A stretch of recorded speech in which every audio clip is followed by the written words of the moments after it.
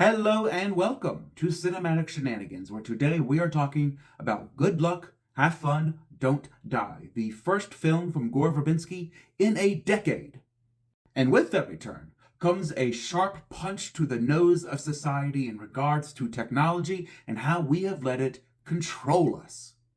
This movie, featuring a motley crew of familiar faces that include Michael Pena, Zazie Beetz, Juno Temple, and a wonderfully unhinged Sam Rockwell, is a dark time travel comedy with a message that is often blunt. The message of this movie is loud, brazen, obvious, but straight to the point. The jokes are so dark and borderline offensive that when you die and go to hell, it's probably because you laughed at it. Hello and welcome to Cinematic Shenanigans, where today we are talking about Good Luck, Have Fun, Don't Die, which marks the first good film from Gore Verbinski in over a decade. And boy, does Gore have a lot to say about the modern state of technology, especially artificial intelligence. Which is not really that much of a surprise, as artificial intelligence has become a common trope in movies as of late, with AI becoming more prominent in everyday life.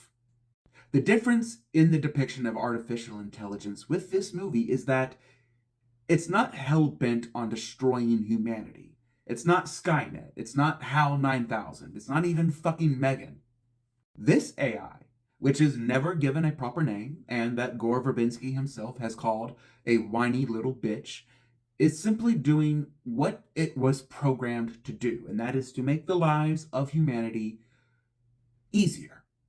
To create a world, virtual or otherwise, where humanity is happy, complacent, but happy. In other words, it's not that different from what AI is supposedly being programmed to do for us today. Hello and welcome to Cinematic Shenanigans, where today we are talking about Good Luck, Have Fun, Don't Die, which marks the first good live-action film from Gore Verbinski in 20 years.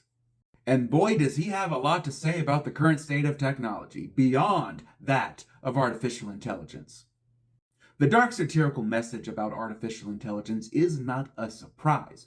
What I was not expecting with this movie was Verbinski's message and examination of Generation Z, aka the generation that grew up with technology, where social media trends and upgraded technology occur at such a rapid, recurring pace that it leaves the youth of today numb and zombified, especially in regards to the most common, recurring social trend of today's generation: mass, school, If that sounds dark, that's because it is. When I say that this movie is a dark comedy, I mean this movie is a dark comedy. But Verbinski uses that dark humor to shove his message down the audience's throat.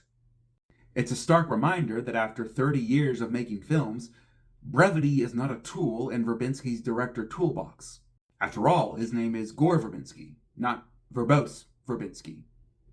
Although what would I know about being verbose? Hello and welcome to Cinematic Shenanigans, where today we are talking about Good Luck, Have Fun, Don't Die, the first good live-action original film from Gore Verbinski since his first film 30 years ago.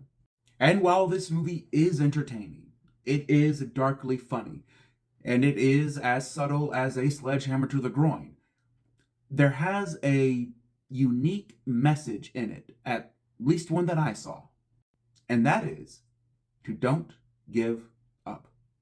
It's noted that the Sam Rockwell character has gone on this mission to save humanity 116 times, and that each time he fails, he starts over again, using the knowledge he has gained to make small changes to the plan, hoping for a better outcome.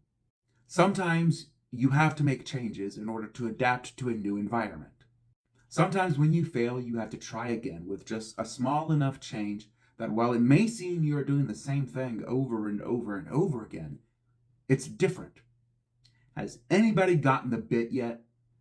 In other words, hello and welcome to Cinematic Shenanigans, where today we are talking about